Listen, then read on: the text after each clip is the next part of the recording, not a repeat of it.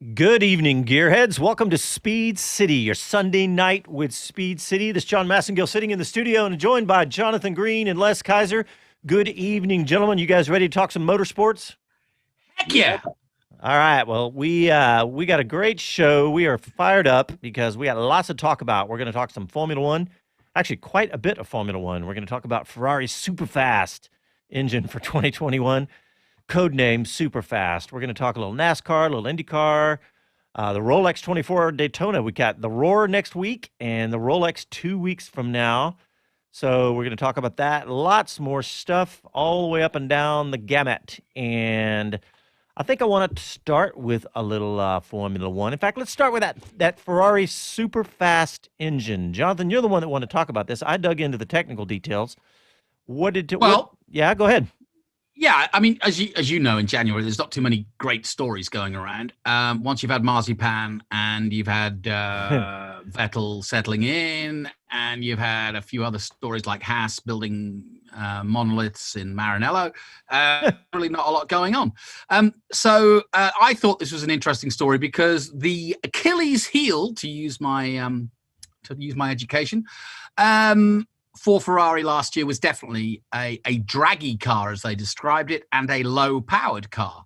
And the reason for that was they got done in 2019 for, quote-unquote, pushing the envelope, shall I say.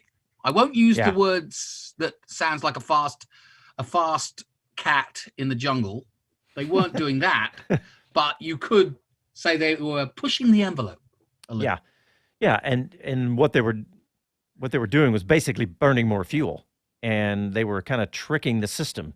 And what the FIA did was essentially drop in another fuel flow meter in line. So they had two different fuel flow meters to measure the difference, and so they were able to get a more accurate reading. Can you expand a little bit, because it was a bit cloak and dagger? Because what happened, just to give the backstory, Ferrari met with the FIA over the winter of before the 2020 season was due to get underway. So it was the big story going into the Australian Grand Prix that never happened, as it were, when COVID hit. And the bottom line is they did a deal with the devil. The FIA sanctioned or sorted the problem out, but didn't go public with it, which was kind of a little bit annoying, to be honest, because we never really got the story. So just pan that out a little bit and say what you think they were doing. Yeah. Well, and I got to say, on the surface, it says when you have 2 meters, you're just measuring twice and cutting once, if you will. So how did it improve the performance, John? Well, what they were doing was they were with 2 meters, you get a more accurate measurement, right? So with just one, they'd figured out how to basically game the system. And look, and I'm just talking about what I guess, right? I don't know if anybody knows outside. No one knows. No. Outside the circus knows. So, but so what they've done is they've just essentially limited or made it more accurate. So, I mean, look, we all know all you do is add more fuel and you can make more power. And the estimated power loss was at least 50 horsepower. So that puts you 80 horsepower down from Mercedes. And, in the thousandths of a second world of Formula One, 80 horsepower is huge and 50 horsepower is huge. But going back to your question, Jonathan, essentially they were able to burn more fuel, and now they have cracked down on that. But the changes that they're going to make for 2021 are going to hopefully in their mind is bring them back up as close to they were as in 2019 when they were really fast. In fact, we could argue they had the fastest car in a lot of the straightaways in 2019. So how are they going to do that in 2021? So they have, again, this is obviously just best guess, right? So they're saying right now they're going to have some more efficient combustion chambers, starting with a new piston, which going to give them more essentially compression ratio, as we all, gearheads, in the most rudimentary level, we all understand that, but essentially more compression in the cylinders and a better flow from the intake valves. And this is really rudimentary, is about all I can say. And I'll say, also, they're talking about using a smaller turbine in the MGU-H to improve its battery charging capabilities. So, I mean, think about that. That could be a big one. If you had if you had more hybrid power more of the time is probably way I should say, because it's not going to give them more horsepower from that or more torque. More importantly, more is that they're going to have the opportunity to use it more, right? So it's going to give them better battery charging. So that can make a big deal, right? If you've got you're not waiting on it to recharge, which you can. You can use up all that power and then you got to wait for it to recharge. If you can recharge it faster than the other teams, that's a big advantage. So they're doing those two. Those two are the big ones, right? Just making the engine more efficient with higher compression, better flow, and then this better charging battery on the MGUH. And so both of those added up. I mean, maybe you get your 50 horsepower and more, especially in certain parts of the track with more hybrid power. My expectation in that, well, for one, just that Binotto's gone, and there better be an improvement at Ferrari. This was probably started, some time ago, in how they were going to use it. They knew they were going to be facing the changes, and they did for last year. But quite honestly, I mean, I love my Ferrari brethren out here around Central Texas, but I can't say there were a whole lot that were really just charged and enthusiastic about how well they were doing on the track. So we've got more of the power unit. If you're collecting the charge more so, hopefully you'll have more of the charge. You can leave the corners faster. Is really where that is most astounding, is acceleration and pulling away out of the corner. Do you think that is what it's actually going to translate to, John? I think that's the first thing you think of when you think of the hybrid power is pulling out of the corners, right? Accelerating, because that's what the hybrid power is so good at, because it has torque at any RPM. It has max torque at any RPM. So just like all the electric cars, that's why all the electric cars are so fast, or so quick, I should say, from 0 to 60 or whatever, because they have it all available at all the time. You don't have to spin it up like a combustion engine. But yeah, that's the simple explanation. And I mean, look, I wanted to start with this tonight because it could be a game changer up and down the grid. Number one, it could make it a three-car battle again at the top with Mercedes, Ferrari, and Red Bull. And look, let's face it, if Ferrari does a good job, our American team, Haas F1 team, will have more That's power. what I was going to say, yeah. Yeah, I mean, that's the most exciting thing to me about this, besides after the more competitive, having three cars battling for every race. And look, we don't know. Every year, that's the beautiful thing that you taught me many years ago about Formula One, Jonathan. You say, are you an expert in Formula One? Well, I was for last year, but I was 6 months ago. Yeah, but this year it's going to be totally different, right? Yeah. To be an expert in Formula One, it just means that it's constantly changing, right? So, yeah. But what I'm hoping. Can I ask another? While we're in boffin mode, can I ask another question for either of you? In the article that I got this from, which was Autosport in the UK, one of the paragraphs read, it was basically explaining how Ferrari has gone about getting this more power, but it said it's understood that Ferrari did evaluate a change of concept in going down the Mercedes route of splitting the turbine and compressor to sit either side of the internal combustion engine. Can you explain why Mercedes do that and what would be the advantage that Ferrari didn't go that way? Oh man, this is it's a revolutionary change that Mercedes did in turbo world, right? So turbos are driven by exhaust gases, right? And exhaust gases tend to be hot, let's just say. Like, essentially the hottest part of the engine. You've seen, how many times have you seen an exhaust header glowing red, right? So whatever, 2,000 degrees centigrade or whatever it is, at max, and that's probably not that hot, that would probably melt it, but crazy hot, right?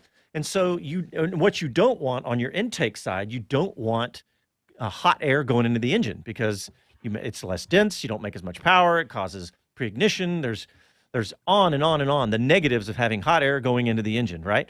So in a turbo, when you've got those two turbines next to each other, it transfers the heat very easily. It's basically one big chunk of metal, right? It's like the opposite of a heat sink. Well, what Mercedes did was split it and put it on opposite sides of the engine. It was so simple and so brilliant. And this goes all the way back to 2014 or whatever, but it was just one of those. Well, actually, I'll say for the Mercedes Formula One, it goes back that far.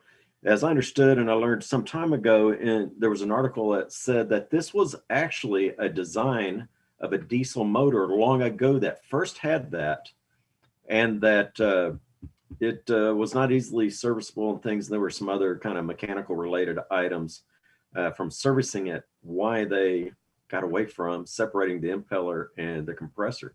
But you're right. The cold air discharge is an advantage to it. And if you're going to be tearing down that motor, or you're going to be getting into the power unit every couple of weeks, it's probably not too much of a deal there. Every manufacturer that uses a turbo smacked their forehead and went, "Why didn't we think of that?" Everybody did, but that's it, Jonathan. They were considering. Apparently, that was an interesting part of the article. I thought too, is that they were considering going down that path. That would have been a game changer, but probably too complex to do in a short period of time. So that's probably why they chose not to do that. Well, the rest of this article, in fact, I say article. I looked at several different articles all over, from Autosport, Motorsport, all over the place, trying to piece this thing together.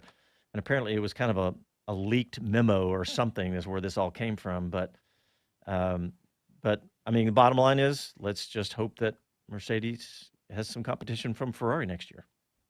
Yeah. Well, look, it's time for our first break. Let's do that. We got lots more to talk about. And let's get out the phone number in case anybody wants to call in. 512-643-5483. 512-643-LIVE. You want to call in and join the conversation. You're listening to Speed City Live in Austin. Back after a quick break.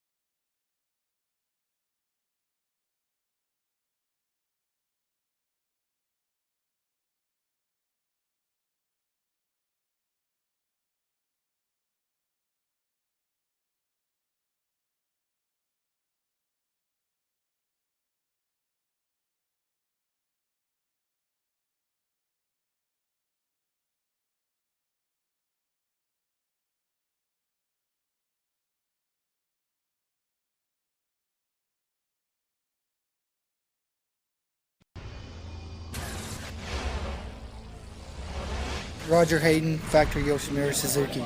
This is Speed City. Welcome back to the fastest hour in radio, Speed City. All right, welcome back to the show. I think what I want to talk about next is Grosjean. This story about Grosjean and some rumors. The rumor mill is created. Oh yeah, there's been a lot of things about Grosjean. They're talking about Indy 500, the Indy season for 2021. The thing that piqued my ear originally was that AJ Foyt was mentioned in the same sentence. I loved that idea, but it's really probably not going to happen there. He is still considering Le Mans, the 24-hour Le Mans race was one of the things I saw there. Kind of excited, but then again, no. What we're looking for is really just to get him settled and engaged into another racing series is what I want. And so anyway, I love it. Dale Coyne Racing is where he's landing his feet. I'm excited for that. It's a good team, good history there. But like, and will he do the full season? Final details yet to be confirmed. Yeah, I think it's going to be a deep end to start doing ovals. Yeah, I mean, he could probably do a partial season with Dale Coyne because they are a small team and wet his feet in terms of it. But I think he would have a lot to offer, as have the other Frenchmen in Indy. And I think Grosjean's at an age and a time where, he's as sharp as a tack right now. And look what Rossi did in a very short space of time. You've got to think that Grosjean is either higher up that ability level in terms of experience, right, or equal to, if we get Grosjean, that'll be still speculative. Rossi, it's still speculative as far as how far he's going.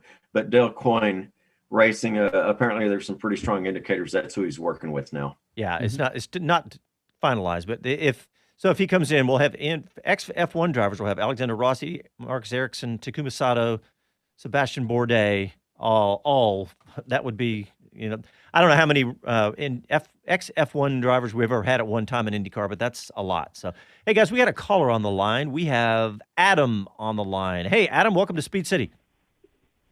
Hey guys. So after this like Adam, 2 weeks episode, do we have you? Yeah. Yes. Can you hear Oh, me? there we go. There we go. Oh. Yeah. So this is probably like 2 weeks ago. 2 weeks ago, you guys were talking about electric cars, and it kind of got my wife and I talking. So you all have heard probably the oft-quoted statistic that an open-wheel car can drive upside down. Sure. They have enough downforce that they can drive upside down. But we all know that doesn't work because the engines won't run upside down. So here's our idea. Electric. You take the Joker lap from Rallycross and you throw that into Formula E, except they have to do a loop-de-loop like a Hot Wheels track. Oh, I like that, Adam. I see. How much you and your wife had to drink by this point? Not much. That's a. This wasn't the first time you've spoken to her in a while, was it? No. Again, the racing in Formula E has been great, and I like the little offline push to pass thing they have. I wish the tracks were a little bit more interesting to look at, but the racing's very close.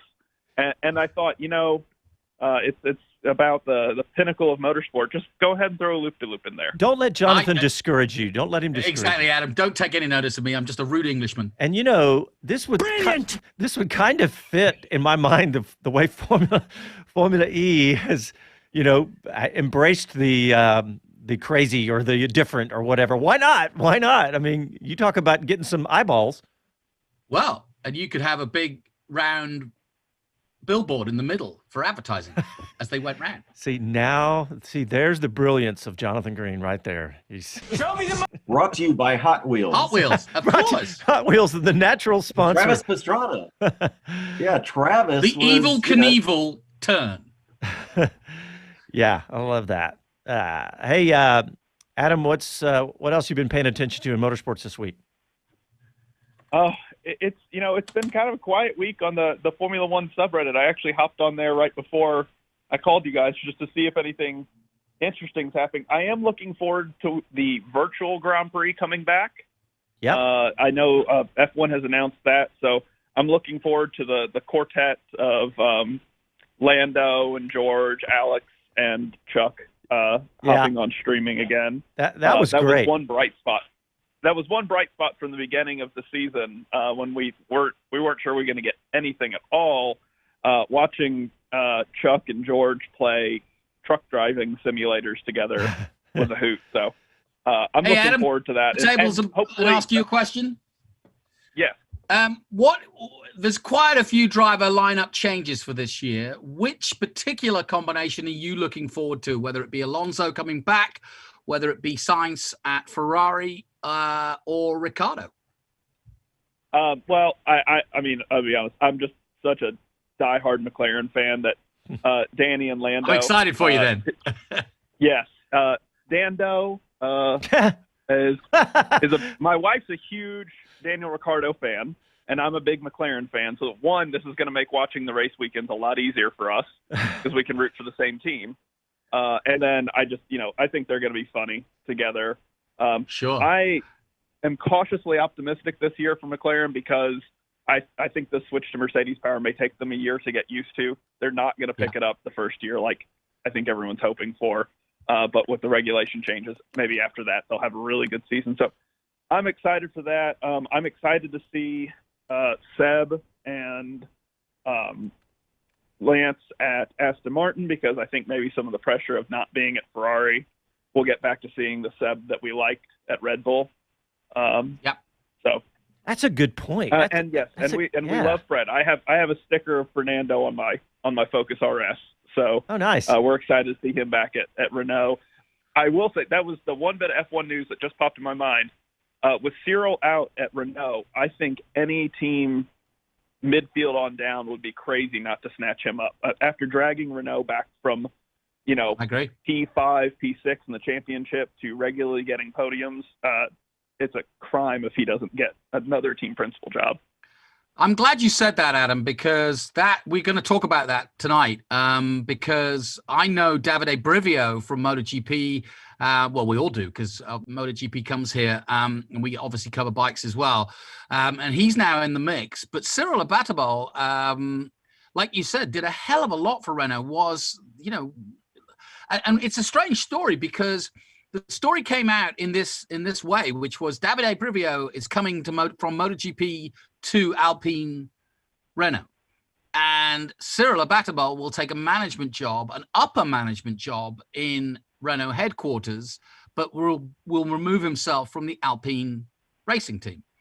Now, what's happened is Cyril's gone, Brivio is in, and there's been a shake-up within Renault. So it's I'd like to get to the bottom of it because there's more to this story, and we're not hearing the whole full story. And I agree with you.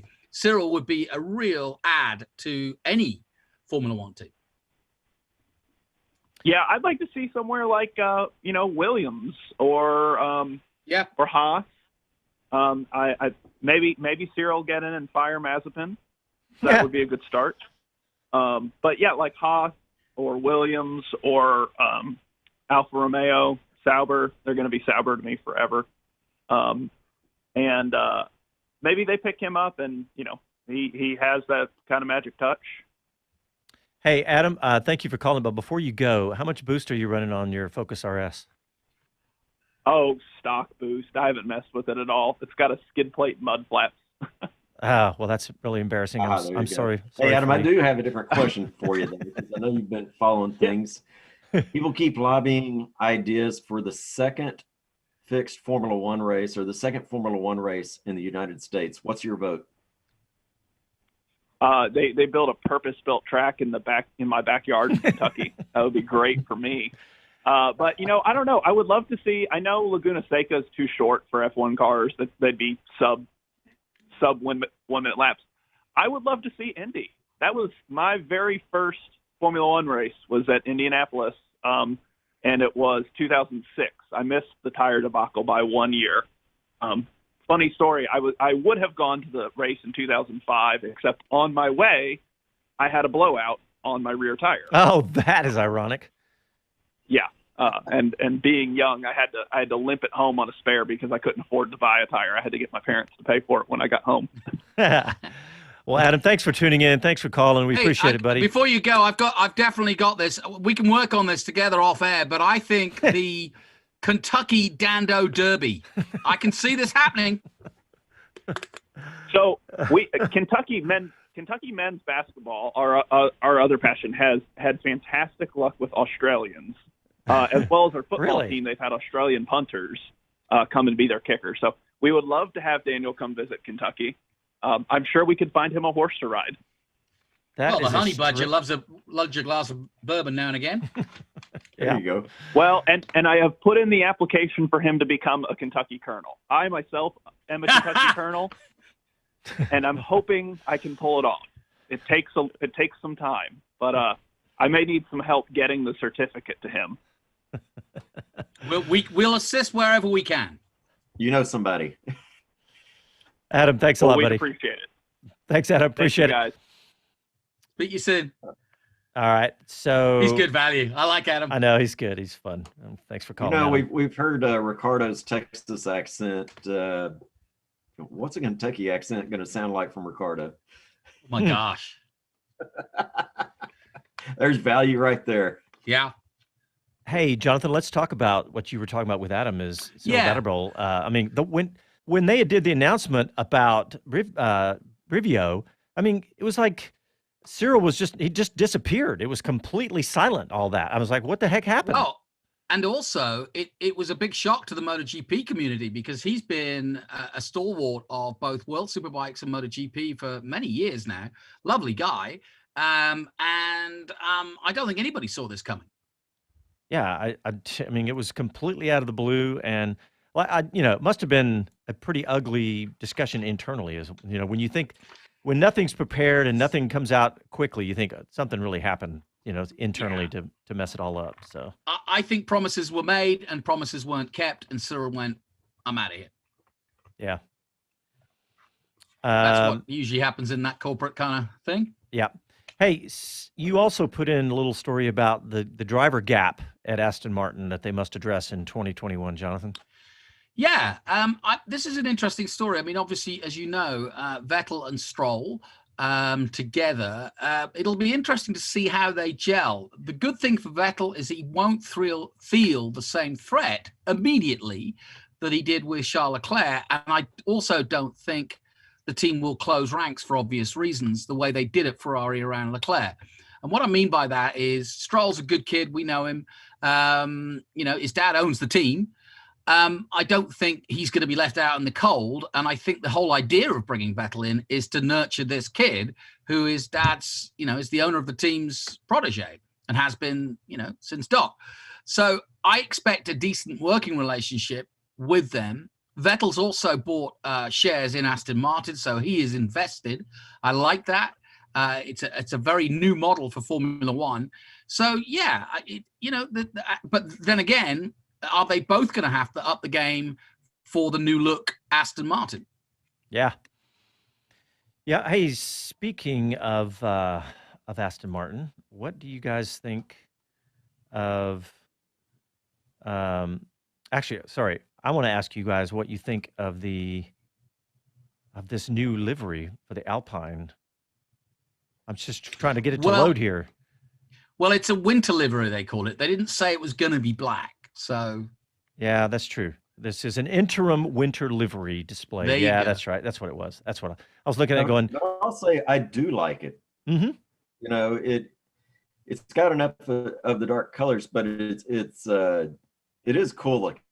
I really do like the livery, the way it's got, and the vertical stripes back, making the A at the back around the dorsal fin. Yeah, looks cool. Finally got it to load again. All right, well, hey, we need to take up another break. Let's do that, and when we come back, we'll have the continued discussions. Listen to Speed City live from Austin, back after these messages.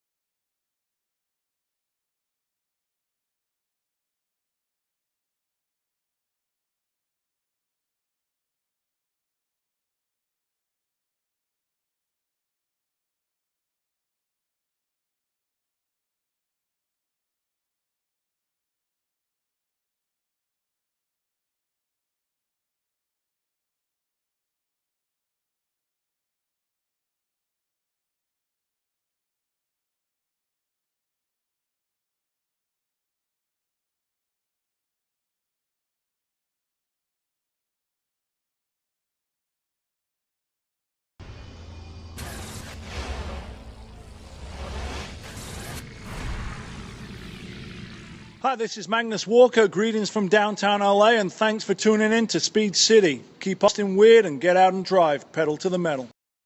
Welcome back to the fastest hour in radio, Speed City. All right, so Magnus Walker brought us back saying, keep Austin weird.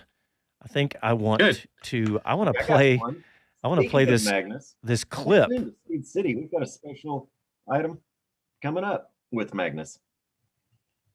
What's that, Les? I said, speaking of Magnus, everyone stay tuned. We've got a special item coming up with Magnus. Oh, yeah, that's right. Well, I want to play this commercial. I want to play a commercial that Fox Sports put out about NASCAR because it was really good. We'll play the audio here on the radio, but if you're tuning in on social, you can watch it because it was really cool the way they referenced Austin. So if the producers got it ready, let's do it. This NASCAR season might just be the greatest time, like ever. Right out of the gate, we get a blockbuster trilogy of Denny defending Daytona. We got Joey, Kevin, and the people's champ that everyone is chasing. See what I did there? But it ain't all left turns. We're busting out of the oval and taking this tour on the road. Austin's a weird place, man. There's even a throwback race on Mother's Day. There she is. He was such a nice boy. That mane is majestic. Speaking of history, how about we throw these two in a confined space for the entire season and see what happens? Boom. All right, just rub a little dirt on it. I love the smell of fresh dirt in Bristol. And then a new team from North Carolina is joining the race. But we can't forget about the all-time fan favorite. I'm just here so I don't get fined. Look, all I'm saying is this might be the best season ever. Austin's a weird place, man. I like that. Hey, and it's coming to COTA. Loving it. Yep, won't be long. He's weird. Keeping it weird, baby. Hey, we just had somebody tweet at us, Paul Kiefer. I think he's from Austin, actually. He said, regarding the split turbo discussion, he says, how long do you think it will be before the FIA force Mercedes to reveal the plan and let everyone catch up? Yeah. That's a good question. I mean, it's such a simple idea, really. I mean, you could come up with your own engineering to do it, but yeah, that's a good point. Is if they do force them to do it, that would level the playing field pretty darn quickly, I would think, or that would certainly go a long way towards it. But that kind of defeats the whole point of Formula One, which is, it's about making advances in technology and keeping it away from everybody else's car. I mean, that's true, no doubt. I mean, I just loved that. I mean, I know Les and I had talked about it for years, too much probably, but it's such a great little simple idea. But hey, Les, you're in your show doc. You got here a little news about. I spent some money I spent some of the company money. I tapped into the company bank account and made a purchase. Want to talk about that? Yeah, we appreciate it. Jonathan and I have not seen the keys. We haven't even seen the car. But it seems that Mr. Massengale took $5.94 million out of the Speed City coffers and purchased Carroll Shelby's first Shelby 427 Roadster that he built for himself. Nice. That 427, what makes it so unique about this car is he built it the way he would want it. And you might think it's going to be the most powerful one, the most obnoxious and everything else. Well, it actually wasn't. It was pretty tame. It was in a beautiful gray color that, depending on who you listen to, is anywhere from about 5 to 8 ever built in this color. But it's also a 427, but it never had side pipes on it as he originally built it. Well, if you follow some of the online shows, Peter Kloot and his son do some fantastic builds and restorations out of Legendary. Peter got a hold of it and went through and did all the research, found out exactly what it was like originally, because throughout the lifespan of Carroll Shelby being together with this 427, he made some changes to it. He put an automatic transmission in it at one point. He just a variety of things, as Carroll got older. And he finally went back. Like I said, Peter spent approximately 3,000 hours bringing this car back to the original configuration that Shelby built it for. Well, like Les said, nearly $6 million. Why only $6 million? I'm thinking Carroll Shelby's personal 427 Cobra. I mean, if you had told me that was $25 million, I wouldn't have been surprised. I really have to question that as well, except for the notoriety of it being Carroll Shelby's. It didn't have any racing history. It wasn't one that was used for his team. Wasn't even necessarily a publicity car that went out, except when he first built it. And so there's not something beyond Carroll Shelby. And, not that I'm saying that a Shelby GLH Dodge Omni would bring that kind of money, but I know what that is. Definitely something that, I question this, but, there had to be two people that thought it was worth nearly that much. Well, I know this is a crazy amount of money for a car, but I mean, we've all seen cars go for way, way more than that. And, Carroll Shelby 427 Cobra, just an iconic car, and have it being, and to me, some of the things you were talking about that maybe this wasn't the fastest, right? Or maybe it wasn't the most optioned out, but it was Carroll Shelby's personal car, the way he wanted it. To me, that makes it even more valuable. I don't want the very fastest one. Now, the one thing you did say, it didn't have race history. Now that I could easily see that why it wouldn't have brought more, but still, I was surprised, but that's Well, cool. Everybody wanted stripes on their Cobras. It was the mid 60s. You had to have them. His was solid gray. And, it's a beautiful gray. I mean, I think of the cyber gray of the C7 Corvettes. Beautiful gray. It's not something that's striking and in your face, getting a lot of attention. For a 427 Cobra, this one was pretty sedate. Yeah, I guess so. But it's still, going to go up. It's going to go up, though. Well, of course, yeah. I mean, like you say, now we're getting to know it, and I mean, I would have thought a lot of people didn't know it existed per se. So I think that $6 million tab will probably go up to 10 million fairly quickly. I think it's the second time it's been sold since Shelby's estate sold it. So yeah. Well, hey, let's move back to some racing. Jonathan, you got a story in here you want to talk about Schumacher's psychological growth. That was an interesting story. Yeah, I'm trying to, we've discussed a lot about a Mazepin, mostly negative, but we haven't said too much about Mick. And there's not that much known about Mick, but they do feel that he's a chip off the old block, as it were, when it comes to how he races. He's very... and so what this story was saying is that the people who are managing him, the people who are looking at him for success, like his pedigree in terms of what he's done in F3 and what he's done in F2. And that basically is a year to learn and a year to win.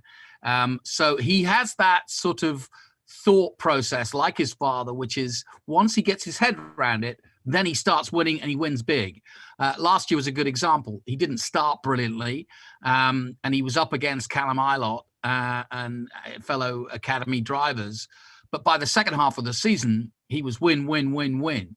And you saw in the final race of the year just how aggressive he could be, but he's not overly aggressive in a car. He's not one of these young drivers that makes a lot of mistakes. Like his father, I think he is a very thoughtful driver.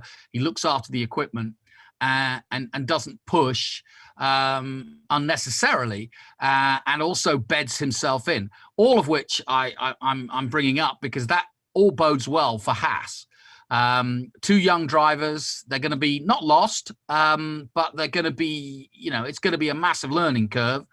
A new car, a new team, a new teammates. Both of them in Formula One for the first time. So I think Schumacher's approach will do Haas no harm, in that he'll bring the car home, maybe in 14th to start off with.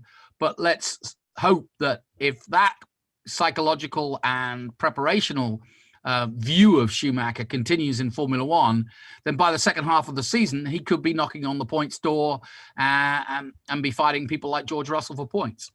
Okay, so let's talk about him as, in the big picture. Like, when Verstappen, and a couple of examples like Verstappen and Leclerc, when they were coming up through F2, I mean, people were going, these guys are going to be future champions, right? And they're I mean, look how quickly Leclerc ended up at Ferrari, but you didn't see quite that level of enthusiasm for Schumacher. I mean, because he's got the name, right? So everybody wants. I think that's the problem. If you look at it, if you he actually did used to race under a pseudonym when he first started. Yes, I did hear that.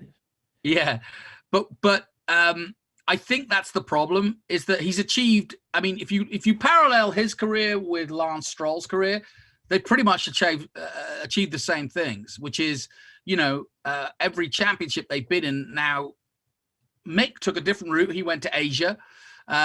He didn't do, your Formula Renaults, and he didn't, he came onto F3 from a different route.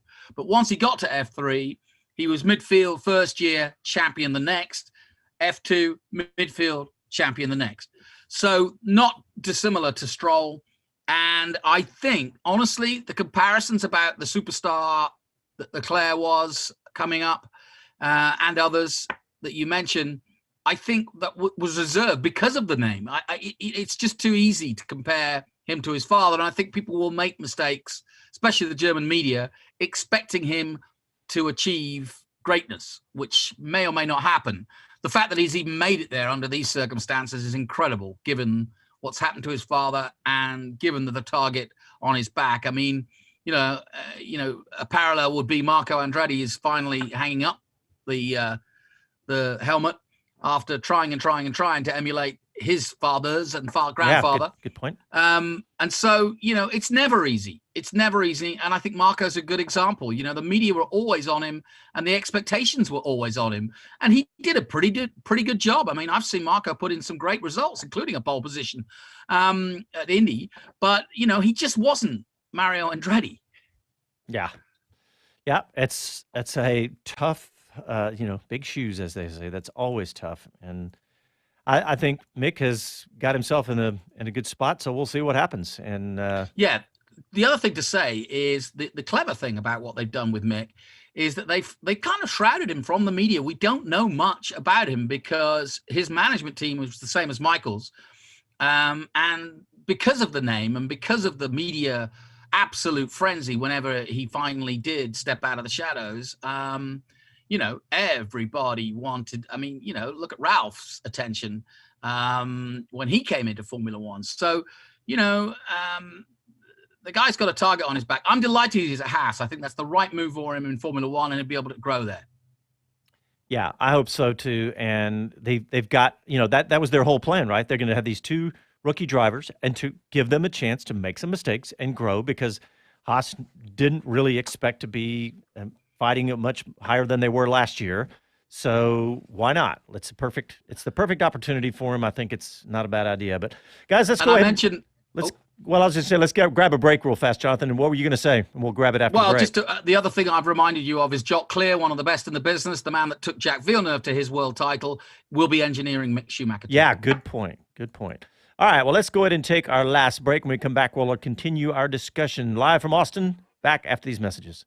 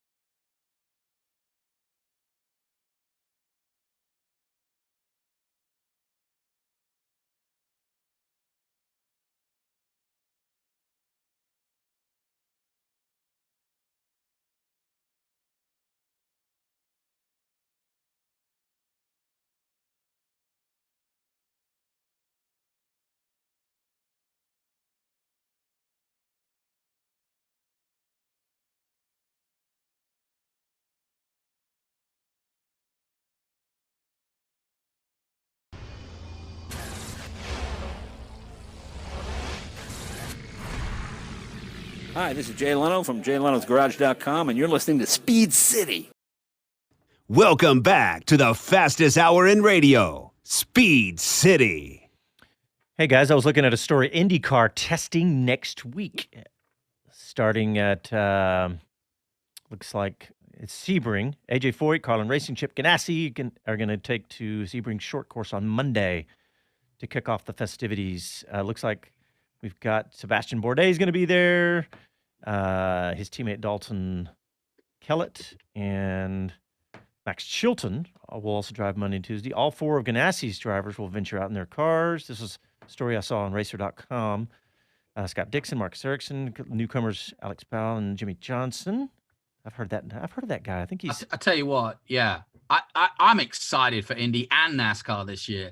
Jimmy Johnson in Indy, fantastic. Yeah, I know, that's really what caught my eye about that story. But yeah, that's going to be fun. Jack Harvey is going to represent MSR. Jack Harvey said there's going to be a massive sense of relief and anticipation readying the team for the season. So we got IndyCar kicking off next week. That'll be fun too. I also want to talk about Formula One real quick because there's just a little bitty story here. But you know how we've had the races starting at 10 minutes after the hour? It looks like, I don't think this has been finalized, but I think they may be going back to the top of the hour. And my producer just stuck his head up because he's going, wait a minute, we're going to have a change in production for our Formula One shows. So anyway, it looks like they may start at the top of the hour. What's the thinking behind that? Because that was a Liberty done thing Yeah. to bring more commercial time pre-race. I think they were saying that they moved it up to give more pre-race, right? Well, in this article that I saw on Autosport, they were saying that the all the television broadcasts all have pre-race shows already, so they didn't really need it. And they said that it messed up the clocks. That some of the engineers or whatever, they just didn't like it. They, when they knew that the race started at exactly the top of the hour, and so it complicated the timing of the pit lane exits apparently. So I don't know. That is interesting. So that's just because they didn't have as good of producers as we do. No, that's true. We have the best. We do. Well, so don't. Can I throw in some trivia? Yes, sir. So, okay. I didn't know this, but I do now. Did you know that John Malone, who owns Liberty Media, is the biggest landowner in the United Bloody States? And after him comes Bill Gates. Huh. Well, did you see that? Because somehow I saw a news story. Bill Gates owns the most farmland in the United States. He does. And then the black helicopters. Where it was mentioned that the most land is owned by Malone. Yeah. But the most farmland is owned by Bill Gates. Alex Jones, I'm sure, is having a field day with that story about Bill Gates owning farmland. No telling what they're saying now that he's going to plant bots in corn as you eat it. That's terrible. Terrible. I hear he's growing the new software. Yeah. That's as bad as a Charles Barkley golf swing is what that is. Terrible. Terrible, yes. Hey, speaking of NASCAR, we'll be here all week. Tip your waitress. Did you know that Grammy-winning singer Pitbull has an ownership role in the Trackhouse NASCAR team this year? So not only Michael Jordan, but Pitbull is going to be a NASCAR team owner, not all by himself, but he's apparently dipping his toe into the NASCAR world. You got to love it when Jimmy Johnson goes IndyCar racing and Michael Jordan's involved in NASCAR. Yeah. Yep. Another little story. Did you see F1 YouTube series? It's a fascinating look behind the scenes of how Red Bull fixed Max's car at what race was that? But it was a great video, and I'm wondering if they're going to start doing a bunch of these. You know how F1 is now finally caught up and done great on social media, but it was at the Hungarian Grand Prix, if you recall, when Max went off course before the start of the race. Remember how they got his car in? Well, there's a nice little YouTube story. We'll tweet that out, but I thought that was a cool thing. Do you think these sorts of stories could be mini Drive to Survive vignettes sort of thing that will end up on Amazon, for example, because they're in talks with Amazon, so that it becomes a sort of place to go and watch, I think particular stories of one or two Grand Prix. I think this is made for YouTube. I think this particular kind of thing is perfect for YouTube because it's not an hour show. It's not even a half-hour show. It's like a 7 or 8 minute video, and I think it's perfect for YouTube. But the way what you're saying there, I think it can achieve the exact same goal in that, Drive to Survive is great. You don't even have to like or know anything about F1 to watch and enjoy that. I mean, how many people have we heard say that? Yeah. I think this is a little further down that path. So let's say you've got your guy who wasn't an F1 fan, started watching Drive to Survive, became an F1 fan. Now this is the next level for him, because you can get a little, drama and behind the scenes kind of feel that you get from Drive to Survive, but it's it's just not a full length thing, and it's a quick in and out on YouTube. So I think that's where that would make more sense. So Les, how old's AJ Foyt then this week? Mr. Foyt is 86 years old. Good man. Happy birthday, AJ. You bet. And Larry Foyt is last we spoke one of the times here in Austin. AJ Foyt's opened up a winery southwest of Austin that we'll have to go check out. Oh, that's cool. Cool. Hey, I got another good story for you. He's got a big wine vault in Indy, but he's going to have the winery here. Very nice. I got a good story. I saw it on F1.com. So we all think about two rookies at Haas, right? And we're thinking, man, these guys are young. Has this ever been done before? Two rookies, and and how young, but really the combined age of those guys is 44, right? So they're both going to be 22. So if you think back, Max Verstappen and Carlos Sainz back at Toro Rosso, combined age of 37. So not even close, right?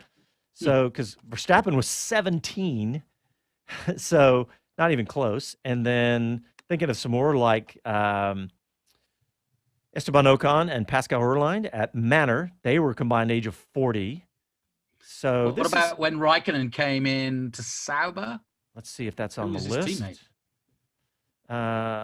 Good question. Because he was 18, 19. I don't see him in the top 10. No, I don't see him in the top 10. But Daniel Kvyat, Carlos Sainz at Toro Rosso back in 2016, they were 43. Carlos Sainz, Lando Norris in 2019, 43 again. You know, one thing I'm looking forward to, and I threw that question at Adam a little out at the dark, but I'm really looking forward to Sainz taking it to Leclerc. Yeah, that's a really good thought. I mean, he was on his game at the end of last season. I mean, it's the ultimate. I mean, you know, his father's a 3-time world champion in rally. He's been around racing all his life. He's got the ultimate drive now in many ways. I mean, most people at the end of their careers get into Ferrari. So you've got relatively two young guys, but Carlos has actually got more experience than Charles Leclerc. And if Charles Leclerc's got any weaknesses, he can make mistakes. He's fast, no question. Yeah. But Sainz to me is the more polished package. And if the cars are identical, you could see those two going head to head every week. Yeah, that'll be a great one to watch. And I want to watch it too, because I want to see, that'll give me a little measuring stick for Lando Norris too, right? I mean, because Lando gave Carlos Sainz everything he could ask for, right? I think didn't they end up both with the same number of qualifying? And I don't remember. 19 to 18 over the 2 years to Lando. To Lando, okay. I would have guessed one or two over for Carlos Sainz. That's amazing when you think about it. 19 to 18, that's nothing. Yeah.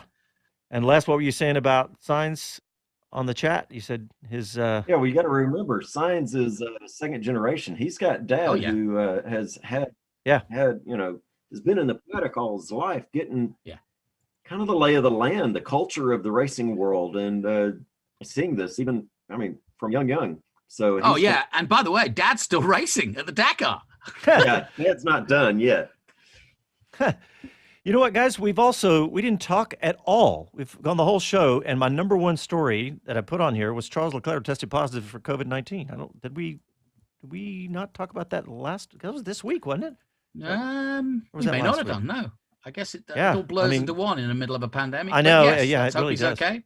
Yeah, but I think Adam talked about the F1 virtual Grand Prix is going to happen again, and F1 tweeted out a little video of Charles Leclerc on Twitch, right? And he was talking about this year. So and they had just said that they had released it. So he was obviously, in the last few days. So he's obviously doing it good enough to jump on Twitch and have some fun. So, I mean, how COVID is with young people, it's typically pretty mild. So, and they did say that he was experiencing mild symptoms. So I'm sure he'll be fine. But so is that the fourth driver? Yeah, we touched on this last week. That's why I was thinking that. Yeah. So Carlos Sainz, Sergio Perez. Perez was first, right? And then Lance Stroll, and now we're missing one. We're missing one. Who wasn't there one just recently? God, we're getting old, guys. I was thinking we're missing one, but yeah, I mean, honestly, I think the pandemic's getting old. Not that it's any less serious. Yeah, but that does make. I think I saw somebody. I think it was Chris Medlin tweeted out something like that. We're up to like 25% of the grid. So I mean, we talked about earlier in the year. We talked about the NBA having a really bad go of it with COVID, but I mean, 25% of the drivers. Now, that's nothing compared to all the backup crew and everybody else in Formula One. So I think we have to say Formula One did a great job. So I'm not going to complain there. But well, guys, we're down to a minute. I want to make sure everybody knows. We thank everybody for tuning in here in Austin and anybody online. I want to thank Adam for calling in. But I want to make sure everybody knows we're going to be doing the Formula One pre-race and post-race national radio shows once again this year, along with our Sunday night show all year long. We're going to be adding some more content. We're going to be adding some additional podcasts in 2021. So stay tuned for all of that. And of course, go to our website to find out where to listen and find all the additional content. We do throw stuff up on our SoundCloud account that sometimes never makes it to the shows. So speedcitybroadcast.com. Check out all of that. What I missed, Jonathan? Hey. We got about Well, 20 I was about to seconds. say, for all of you listening, send us some questions, send us some topics, tweet us, let us know what you want to talk about, and we'll discuss it. And you don't have to call in if you don't want to, but we'll more than happily discuss whatever's your burning desire. Absolutely. Well, thanks, everybody. And we'll talk to you next Sunday night. Happy trails. Oh, y'all.